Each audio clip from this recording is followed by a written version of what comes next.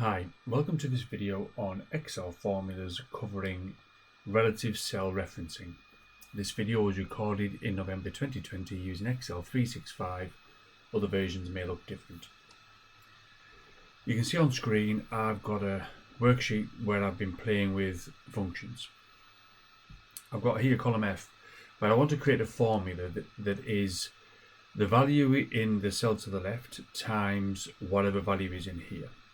So generally it's nice and simple. If I do equals that times that. 4 11s are 44, so we know it works. And generally what I can do is I can click on this little fill handle, drag it down, and it should copy that all the way down through the cells, copy the formula. Now 16 times 4 is not 0. What's happening here is, as I go down, if you notice, if I go down cell by cell, the first one here looks at E2 times I2. If I go down to here, it says E3 times I3. Now if I actually click in here, it'll show me the cells that are making up my formula. One cell is this one, the other cell is that one. So as I've used my fill handle, it's incremented the numbers correctly as you would expect as I've dragged it downward, but we don't want to increment the numbers here. We want it to look at only I2. So there's a way of doing this. You need to prefix the element that you don't want to change with a $sign. So it's the 2 that I want to keep.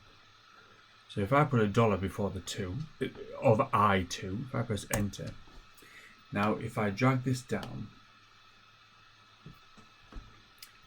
if now I go down each cell in turn, you'll see that E5, the numbers are incrementing, but for the I column reference, the 2 is not changing because it's got a $before it.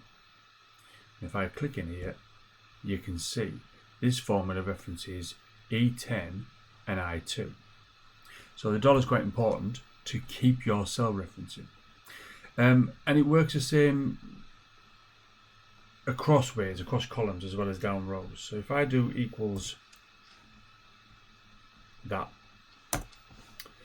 when I drag this across using the fill handle, it will correctly update the formula itself. Excel will say, all right, you started at B, but now do you mean to change it to C, to change it to D? Yeah, I did actually, but maybe I didn't want to.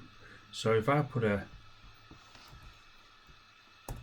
$, before the B, and I drag that across again, it stays the same, B14, B14, B14, because the $, has forced the cell reference of the column not to change. I hope that makes sense. That's the end of this video.